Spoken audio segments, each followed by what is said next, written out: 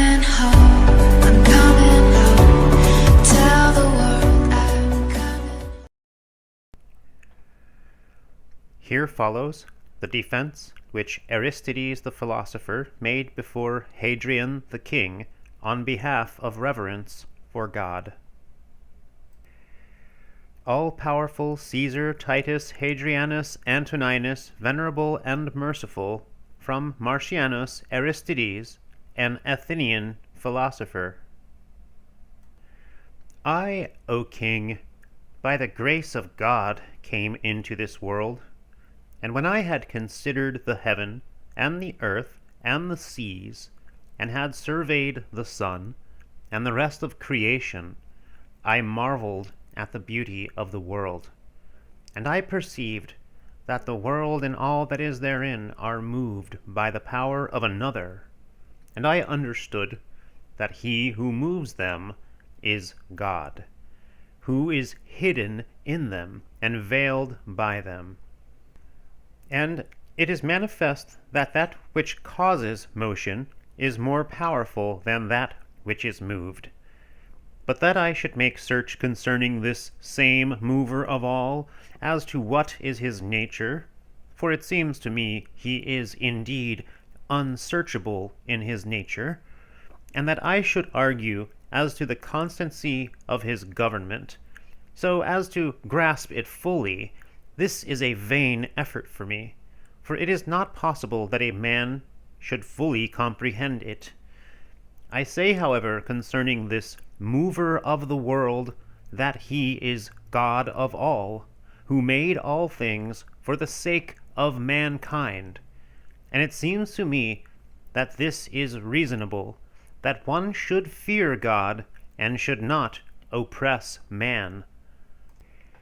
I say then that God is not born, not made, an ever-abiding nature without beginning and without end, immortal, perfect, and incomprehensible. Now, when I say that he is perfect, this means that there is not in him any defect, and he is not in need of anything, but all things are in need of him. And when I say that he is without beginning, this means that everything which has beginning has also an end, and that which has an end may be brought to an end. He has no name, for everything which has a name is kindred to things created. Form he has none, nor yet any union of members, for whatsoever possesses these is kindred to things fashioned. He is neither male nor female. The heavens do not limit him, but the heavens and all things visible and invisible receive their bounds from him. Adversary he has none, for there exists not any stronger than he. Wrath and indignation he possesses not, for there is nothing which is able to stand against him.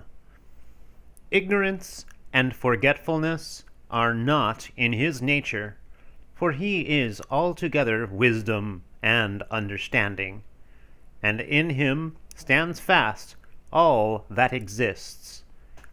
He requires not sacrifice and libation, nor even one of things visible. He requires not anything from any, but all living creatures stand in need of him.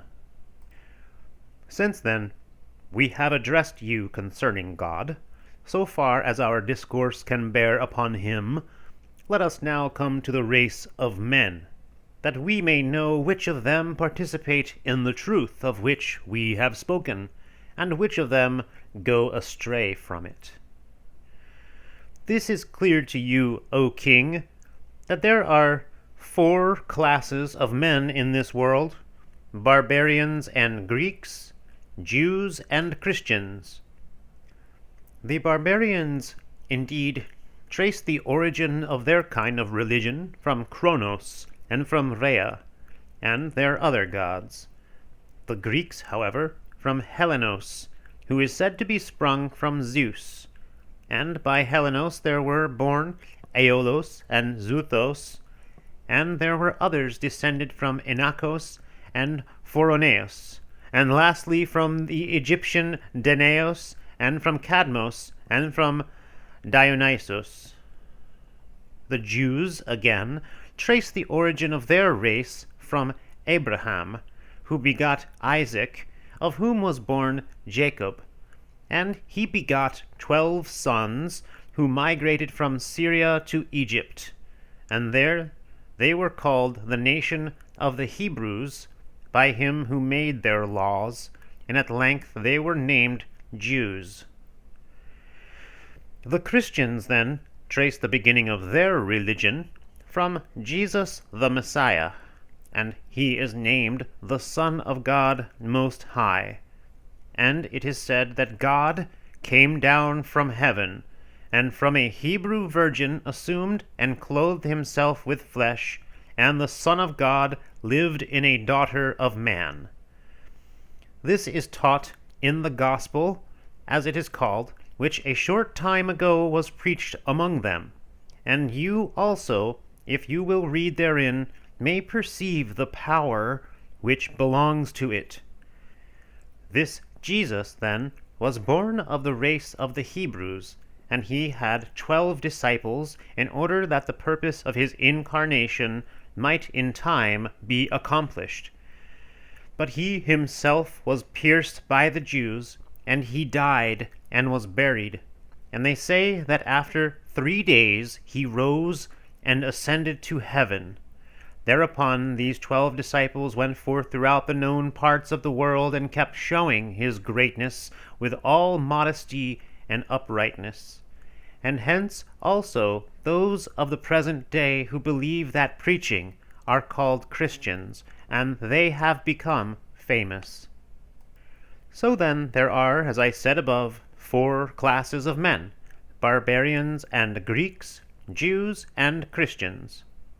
Moreover, the wind is obedient to God, the fire to the angels, the waters also to the demons, and the earth to the sons of men.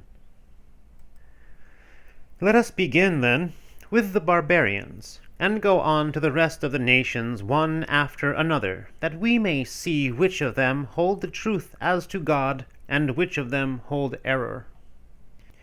The barbarians, then, as they did not apprehend God, went astray among the elements, and began to worship things created instead of their Creator.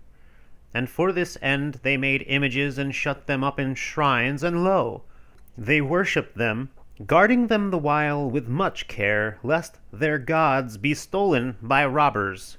And the barbarians did not observe that that which acts as guard is greater than that which is guarded, and that everyone who creates is greater than that which is created. If it be, then, that their gods are too feeble to see to their own safety, how will they take thought for the safety of men? Great, then, is the error into which the barbarians wandered, into worshipping lifeless images which can do nothing to help them. And I am led to wonder, O king, at their philosophers, how that even they went astray, and gave the name of gods to images which were made in honor of the elements, and that their sages did not perceive that the elements also are dissoluble and perishable. For if a small part of an element is dissolved or destroyed, the whole of it may be dissolved and destroyed. If then the elements themselves are dissolved and destroyed, and forced to be subject to another, that is more stubborn than they, and if they are not in their nature gods, why forsooth do they call the images which are made in their honor God?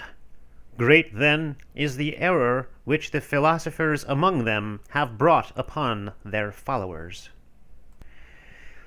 Let us turn now, O king, to the elements in themselves, that we may make clear in regard to them that they are not gods, but a created thing, liable to ruin and change, which is of the same nature as man, whereas God is imperishable and unvarying and invisible, while yet he sees and overrules and transforms all things.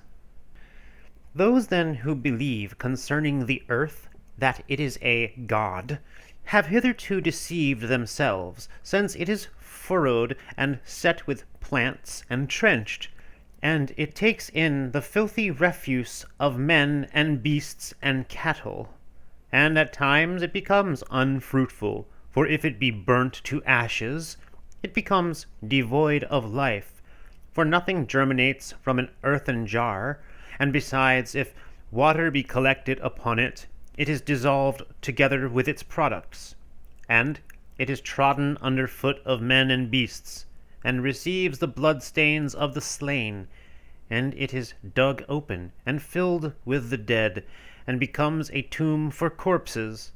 But it is impossible that a nature, which is holy and worthy and blessed and immortal, should allow of any one of these things, and hence it appears to us that the earth is not a god, but a creation of God. In the same way, again, those erred who believed the waters to be gods, for the waters were created for the use of man, and are put under his rule in many ways. For they suffer change and admit impurity, and are destroyed and lose their nature while they are boiled into many substances. And they take colors which do not belong to them. They are also congealed by frost, and are mingled and permeated with the filth of men and beasts, and with the blood of the slain, and being checked by skilled workmen through the restraint of aqueducts, they flow and are diverted against their inclination, and come into gardens and other places in order that they may be collected and issue forth as a means of fertility for man, and that they may cleanse away every impurity and fulfill the services man requires from them. Wherefore it is impossible that the waters should be a god, but they are a work of God and a part of the world. In like manner also, they who believed that fire is a god erred to no slight extent, for it too was created for the service of men, and is subject to them in many ways, in the preparation of meat, and as a means of casting metals, and for other ends whereof your majesty is aware. At the same time, it is quenched and extinguished in many ways. Again, they also erred who believed the motion of the winds to be a god, for it is well known to us that those winds are under the dominion of another. At times their motion increases, and at times it fails and ceases at the command of him who controls them. For they were created by God for the sake of men, in order to supply the necessity of trees and fruits and seeds, and to bring over the sea ships which convey for men necessaries and goods from places where they are found to places where they are not found, and to govern the quarters of the world. And as for itself, at times it increases, and again abates, and in one place brings help, and in another causes disaster at the bidding of him who rules it. And mankind too are able by known means to confine and keep in check, in order that it may fulfill for them the service they require from it. And of itself it has not any authority at all. Hence it is impossible that the winds should be called gods, but rather a thing made by God. So also they erred who believed that the sun is a god. For we see that it is moved by the compulsion of another, and revolves and makes its journey, and proceeds from sign to sign, rising and setting every day, so as to give warmth for the growth of plants and trees, and to bring forth into the air, where with it sunlight is mingled every growing thing which is upon the earth, and to it there belongs by comparison a part in common with the rest of the stars in its course. And though it is one in its nature, it is associated with many parts for the supply of the needs of men, and that not according to its own will, but rather according to the will of him who rules it. And hence it is impossible that the sun should be a god, but the work of God, and in like manner also the moon and the stars. And those who believed of the men of the past that some of them were gods, they too were much mistaken. For as you yourself allow, O king, man is constituted of the 4 elements, and of a soul and a spirit, and hence he is called a microcosm. And without any one of these parts he could not consist. He has a beginning and an end, and he is born and dies. But God, as I said, has none of these things in his nature, but is uncreated and imperishable. And hence it is not possible that we should set up man to be of the nature of God. Man, to whom at times when he looks for joy there comes trouble, and when he looks for laughter there comes to him weeping, who is wrathful and covetous and envious, with other defects as well, and he is destroyed in many ways by the elements, and also by the animals. And hence, O king, we are bound to recognize the error of the barbarians, that thereby, since they did not find traces of the true God, they fell aside from the truth, and went after the desire of their imagination, serving the perishable elements and lifeless images, and through their error not apprehending what the true God is.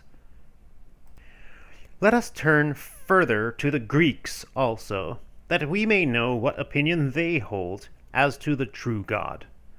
The Greeks, then, because they are more subtle than the barbarians, have gone further astray than the barbarians, inasmuch as they have introduced many fictitious gods, and have set up some of them as males and some as females, and in that some of their gods were found who were adulterers, and did murder, and were deluded, and envious, and wrathful, and passionate, and parricides, and thieves, and robbers. And some of them, they say, were crippled and limped, and some were sorcerers, and some actually went mad, and some played on lyres, and some were given to roaming on the hills, and some even died, and some were struck dead by lightning, and some were made servants even to men, and some escaped by flight, and some were kidnapped by men, and some indeed were lamented and deplored by men. And some, they say, went down to Hades, and some were grievously wounded, and some transformed themselves into the likeness of animals to seduce the race of mortal women, and some polluted themselves by lying with males.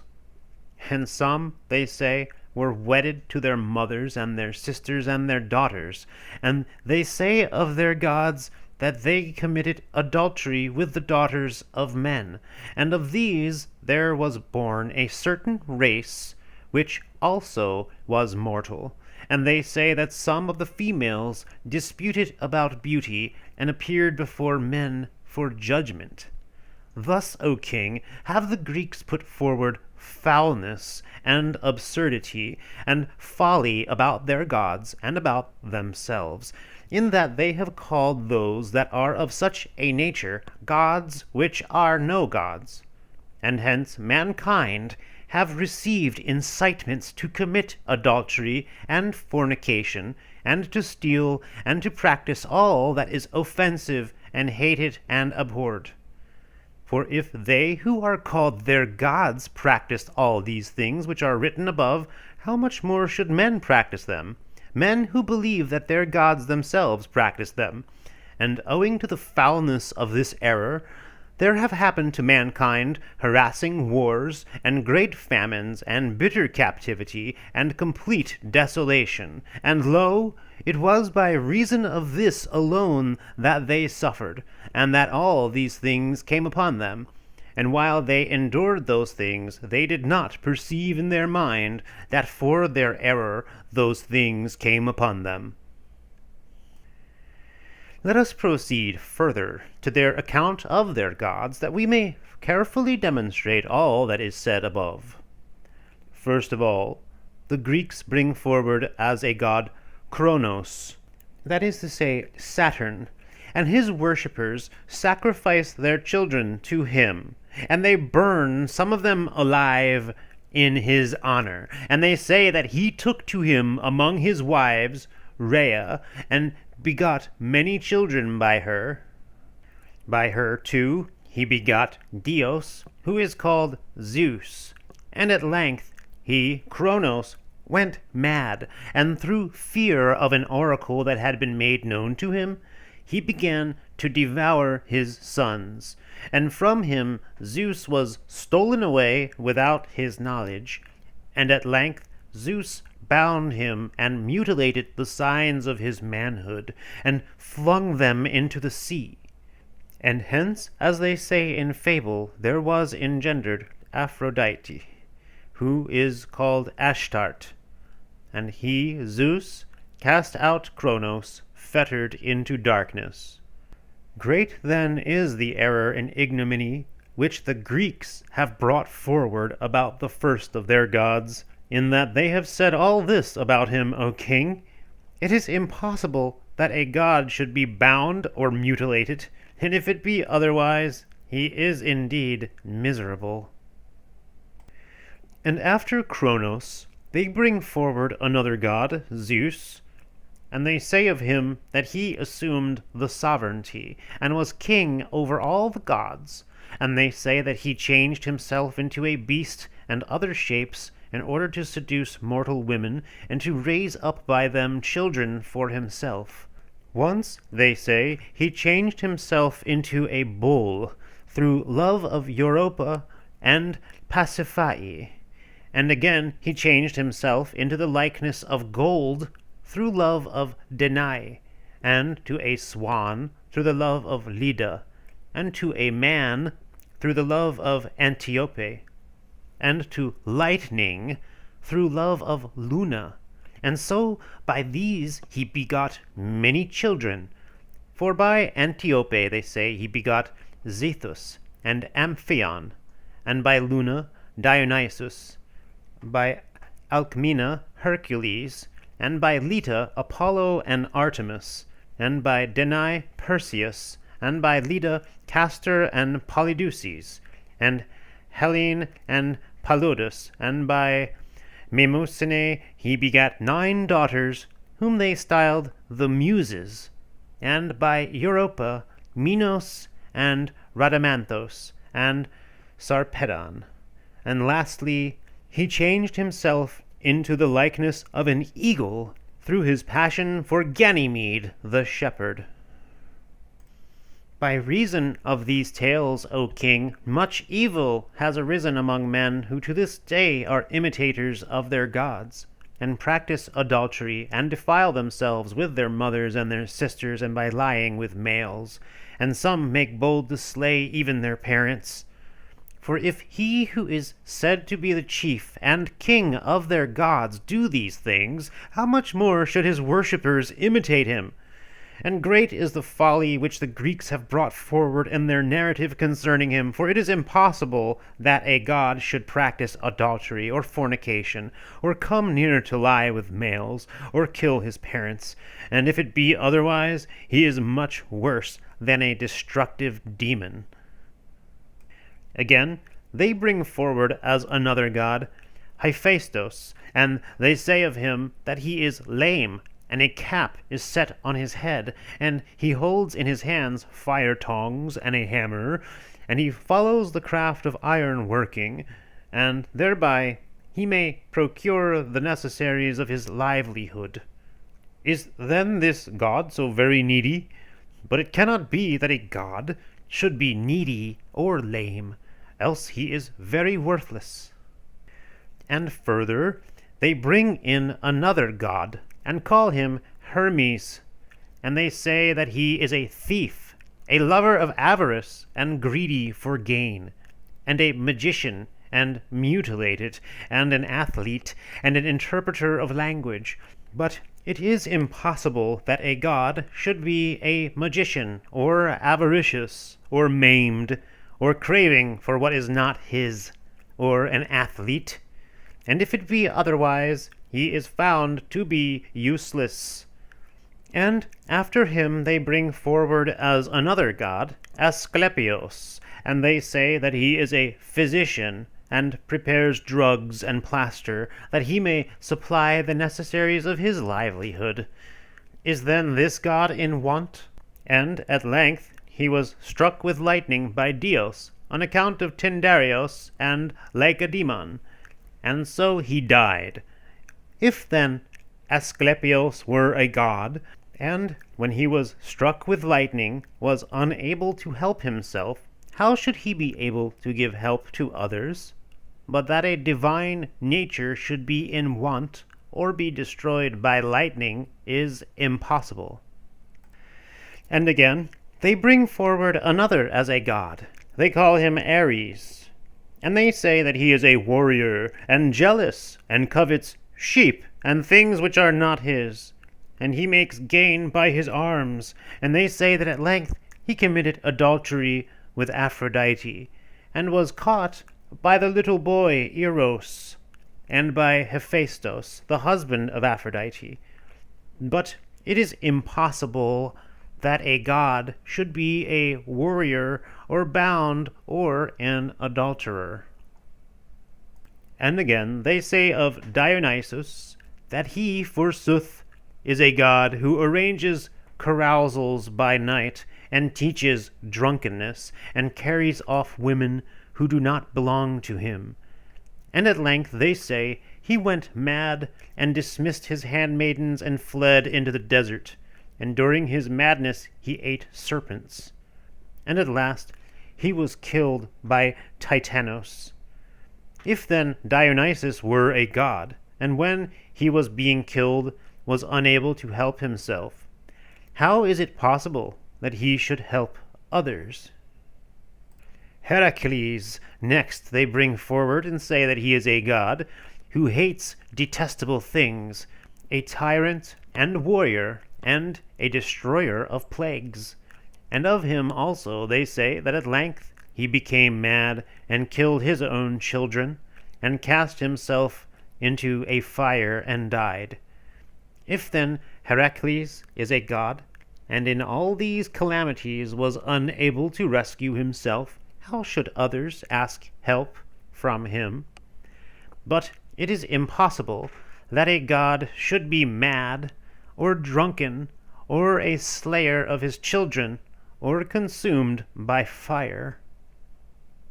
And after him they bring forward another god, and call him Apollon, and they say that he is jealous and inconstant, and at times he holds the bow and quiver, and again the lyre and plectron, and he utters oracles for men, that he may receive rewards from them. Is then this god in need of rewards? But it is an insult that all these things should be found with a god. And after him they bring forward as a goddess Artemis, the sister of Apollo, and they say that she was a huntress, and that she herself used to carry a bow and bolts, and to roam about upon the mountains, leading the hounds to hunt stags or wild boars of the field. But it is disgraceful that a virgin maid should roam alone upon the hills, or hunt in the chase for animals. Wherefore it is impossible that Artemis should be a goddess. Again, they say of Aphrodite that she indeed is a goddess, and at times she dwells with their gods, but at other times she is a neighbor to men. And once she had Eris as a lover, and again Adonis, who is Tammuz. Once again, Aphrodite was wailing and weeping for the death of Tammuz. And they say that she went down to Hades that she might redeem Adonis from Persephone, who is the daughter of Hades. If then Aphrodite is a goddess and was unable to help her lover at his death, how will she find it possible to help others?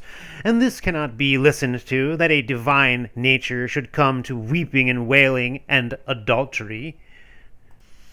And again they say of Tammuz that he is a god, and he is forsooth a hunter and an adulterer, and they say that he was killed by a wound from a wild boar, without being able to help himself. And if he could not help himself, how can he take thought for the human race? But that a god should be an adulterer or a hunter, or should die by violence, is impossible. Again, they say of Rhea that she is the mother of their gods, and they say that she had once a lover, Attis, and that she used to delight in depraved men, and at last she raised a lamentation and mourned for Attis her lover. If then the mother of their gods was unable to help her lover and deliver him from death, how can she help others? So it is disgraceful that a goddess should lament and weep and take delight in depraved men. Again, they introduce Kore and say that she is a goddess, and she was stolen away by Pluto and could not help herself. If then she is a goddess and was unable to help herself, how will she find means to help others? For a god who is stolen away is very powerless. All this, then, O king, have the Greeks brought forward concerning their gods, and they have invented and declared it concerning them. And hence all men received an impulse to work all profanity and all defilements, and hereby the whole earth was corrupted. The Egyptians, moreover, because they are more base and stupid than every people that is on the earth, have themselves erred more than all. For the deities, or religion, of the barbarians and the Greeks did not suffice for them, but they introduced some also of the nature of the animals, and said thereof that they were gods, and likewise of creeping things which are found on the dry land and in the waters. And of plants and herbs they said that some of them were gods, and they were corrupted by every kind of delusion and defilement more than every people that is on the earth. For from ancient times they worshipped Isis, and they say that she is a goddess whose husband was Osiris, her brother, and when Osiris was killed by Typhon his brother, Isis fled with Horos her son to Byblus in Syria, and was there for a certain time till her son was grown. And he contended with Typhon his uncle, and killed him. And then Isis returned, and went about with Horos her son, and sought for the dead body of Osiris her lord, bitterly lamenting his death. If then Isis be a goddess, could not help Osiris her brother and lord, how could she help another? But it is impossible that a divine nature should be afraid and flee for safety, or should weep and wail, or else it is very miserable. And of Osiris also they say he is a serviceable god, and he was killed by Typhon, and was unable to help himself, but it is well known that this cannot be asserted of divinity.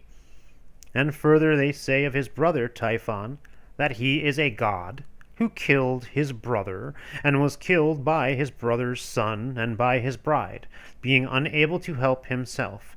And how, pray, is he a god who does not save himself? As the Egyptians, then, were more stupid than the rest of the nations. These and such like gods did not suffice for them, nay, but they even apply the name of gods to animals in which there is no soul at all. For some of them worship the sheep, and others the calf, and some the pig, and others the shadfish, and some the crocodile, and the hawk, and the fish, and the ibis, and the vulture, and the eagle, and the raven. Some of them worship the cat, and others the turbot fish, some the dog, some the adder, and some the asp, and others the lion, and others the garlic and onions and thorns, and others the tiger, and other such things. And the poor creatures do not see that all these things are nothing, although they daily witness their gods being eaten and consumed by men, and also by their fellows, while some of them are cremated, and some die and decay and become dust, without their observing that they perish in many ways. So the Egyptians have not observed that such things which are not equal to their own deliverance are not gods. And if, forsooth, they are weak in the case of their own deliverance, whence have they power to help in the case of deliverance of their worshippers? Great, then, is the error into which the Egyptians wandered, greater, indeed, than that of any people which is upon the face of the earth. But it is a marvel, O king, with regard to the Greeks, who surpass all other peoples in their manner of life and reasoning, how they are gone astray after dead idols and lifeless images, and yet they see their gods in the hands of their artificers being sawn out, and planned and docked, and hacked short, and charred and ornamented, and being altered by them in every kind of way. And when they grow old, and are worn away through lapse of time, and when they are molten and crushed to powder, how, I wonder, did they not perceive concerning them that they are not gods? And as for those who did not find deliverance for themselves, how can they serve the distress of men?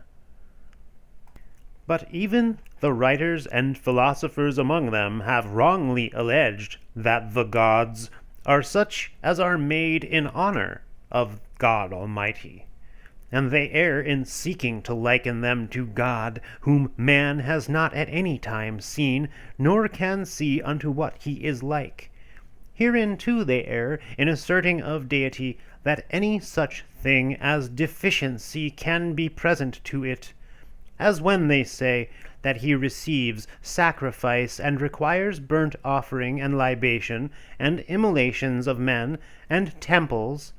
But God is not in need, and none of these things is necessary to him, and it is clear that men err in these things they imagine.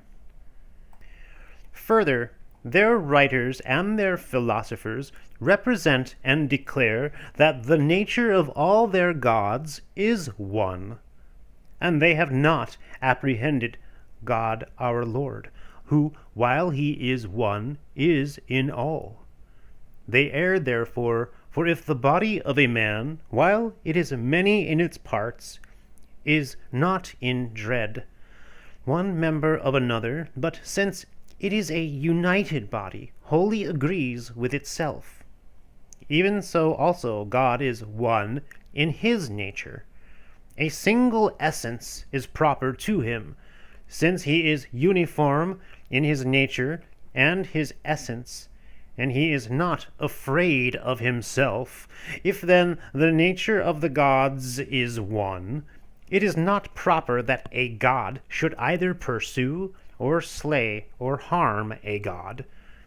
If then gods be pursued and wounded by gods, and some be kidnapped and some struck dead by lightning, it is obvious that the nature of their gods is not one, and hence it is known, O king, that it is a mistake when they reckon and bring the natures of their gods under a single nature. If then it becomes us to admire a god which is seen and does not see, how much more praiseworthy is it that one should believe in a nature which is invisible and all-seeing? And if further it is fitting that one should approve the handiworks of a craftsman, how much more is it fitting that one should glorify the Creator of the craftsman? For behold, when the Greeks made laws, they did not perceive that by their laws they condemn their gods. For if their laws are righteous, their gods are unrighteous, since they transgressed the law in killing one another, and practicing sorcery, and committing adultery, and in robbing and stealing, and in lying with males, and by their other practices as well. For if their gods were right in doing these things as they are described, then the laws of the Greeks are unrighteous, in not being made according to the will of their gods. And in that case, the whole world is gone astray. For the narratives about their gods are some of them myths, and some of them nature poems, physicoi, some of them hymns and elegies. The hymns, indeed, and elegies are empty words and noise, but these nature poems, even if they be made, as they say, still those are not gods who do such things, and suffer and endure such things. And those myths are shallow tales, with no depth whatever in them. Let us come now, O king, to the history of the Jews also, and see what opinion they have as to God. The Jews then say that God is one, the Creator of all, and omnipotent, and that it is not right that any other should be worshipped except this God alone. And herein they appear to approach the truth more than all the nations, especially in that they worship God and not his works. And they imitate God by the philanthropy which prevails among them, for they have compassion on the poor, and they release the captives, and bury the dead, and do such as these which are acceptable before God, and well-pleasing also to men, which customs they have received from their forefathers. Nevertheless, they too erred from true knowledge, and in their imagination they conceive that it is God they serve, whereas by their mode of observance it is to the angels and not to God that their service is rendered, as when they celebrate Sabbaths, and the beginning of the months, and the feasts of unleavened bread, and a great fast, and fasting and circumcision, and the purification of meats, which things, however, they do not observe perfectly. But the Christians, O king, while they went about and made search, have found the truth, and, as we learned from their writings, they have come nearer to truth and genuine knowledge than the rest of the nations, for they know and trust in God, the Creator of heaven and of earth, in whom and from whom are all things, to whom there is no other God as companion, from whom they received commandments which they engraved upon their minds, and observe in hope and expectation of the world which is to come. Wherefore they do not commit adultery, nor fornication, nor bear false witness, nor embezzle what is held in pledge, nor covet what is not theirs. They honor father and mother, and show kindness to those near to them, and whenever they are judges, they judge uprightly. They do not worship idols made in the image of man, and whatsoever they would not that others should do unto them, they do not to others. And of the food which is consecrated to idols they do not eat, for they are pure. And their oppressors they appease, or comfort, and make them their friends, They do good to their enemies, and their women, O king, are pure as virgins, and their daughters are modest, and their men keep themselves from every unlawful union, and from all uncleanness, in the hope of a recompense to come in the other world. Further, if one or other of them have bondmen and bondwomen or children, through love towards them they persuade them to become Christians, and when they have done so, they call them brethren without distinction. They do not worship strange gods, and they go their way in all modesty and cheerfulness. Falsehood is not found among them, and they love one another, and from widows they do not turn away their esteem, and they deliver the orphan from him who treats him harshly, and he who has gives to him who has not without boasting. And when they see a stranger, they take him into their homes and rejoice over him as a very brother. For they do not call them brethren after the flesh, but brethren after the Spirit and in God. And whenever one of their poor passes from the world, each one of them according to his ability gives heed to him and carefully sees to his burial.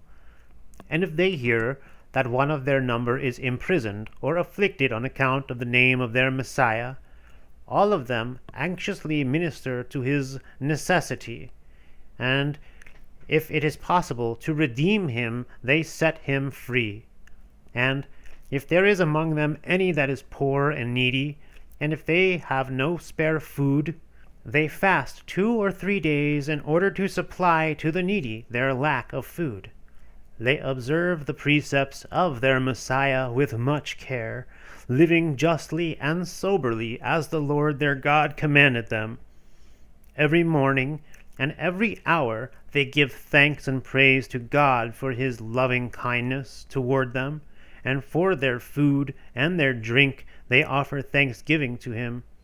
And if any righteous man among them passes from the world, they rejoice and offer thanks to God, and they escort his body as if he were setting out from one place to another near. And when a child has been born to one of them, they give thanks to God, and if moreover it happens to die in childhood, they give thanks to God the more, as for one who has passed through the world without sins. And further, if they see that any one of them dies in his ungodliness or in his sins, for him they grieve bitterly, and sorrows as for one who goes to meet his doom. Such, O king, is the commandment of the law of the Christians, and such is their manner of life. As men who know God, they ask from him petitions which are fitting for him to grant, and for them to receive, and thus they employ their whole lifetime. And since they know the loving kindnesses of God toward them, behold, for their sake the glorious things which are in the world flow forth to view. And verily, they are those who found the truth when they went about and made search for it, and from what we considered, we learn that they alone come near to a knowledge of the truth. And they do not proclaim in the ears of the multitude the kind deeds they do, but are careful that no one should notice them, and they conceal their giving, just as he who finds a treasure and conceals it. And they strive to be righteous as those who expect to behold their Messiah, and to receive from him with great glory the promises made concerning them. And as for their words and their precepts, O king, and their glorifying in their worship, and the hope of earning according to the work of each one of them their recompense which they look for in another world, you may learn about these from their writings. It is enough for us to have shortly informed your majesty concerning the conduct and the truth of the Christians. For great indeed and wonderful is their doctrine to him who will search into it and reflect upon it. And verily, this is a new people, and there is something divine, a divine admixture in the midst of them. Take then their writings, and read therein, and lo, you will find that I have not put forth these things on my own authority, nor spoken thus as their advocate, but since I read in their writings, I was fully assured of these things, as also of things which are to come. And for this reason I was constrained to declare the truth to such as care for it and seek the world to come. And to me there is no doubt that the earth abides through the supplication of the Christians, but the rest of the nations err and cause error in wallowing before the elements of the world, since beyond these their mental vision will not pass, and they search about as if in darkness, because they will not recognize the truth, and like drunken men they reel and jostle one another and fall. Thus far, O king, I have spoken concerning that which remains. As is said above, there are found in their other writings things which are hard to utter and difficult for one to narrate, which are not only spoken in words, but also wrought out in deeds. Now the Greeks, O king, as they follow base practices in intercourse with males, and a mother, and a sister, and a daughter, impute their monstrous impurity in turn to the Christians. But the Christians are just and good, and the truth is set before their eyes, and their spirit is long-suffering, and therefore, though they know the error of these, the Greeks, and are persecuted by them, they bear and endure it. And for the most part they have compassion on them, as men who are destitute of knowledge. And on their side they offer prayer that these may repent of their error, and when it happens that one of them has repented, he is ashamed before the Christians of the works which were done by him, and he makes confession to God, saying, I did these things in ignorance. And he purifies his heart, and his sins are forgiven him, because he committed them in ignorance in the former time, when he used to blaspheme and speak evil of the true knowledge of the Christians. And assuredly the race of the Christians is more blessed than all the men who are upon the face of the earth. Henceforth let the tongues of those who utter vanity and harass the Christians be silent, and hereafter let them speak the truth. For it is of serious consequence to them that they should worship the true God, rather than worship a senseless sound. And verily, whatever is spoken in the mouth of the Christians is of God, and their doctrine is the gateway of light.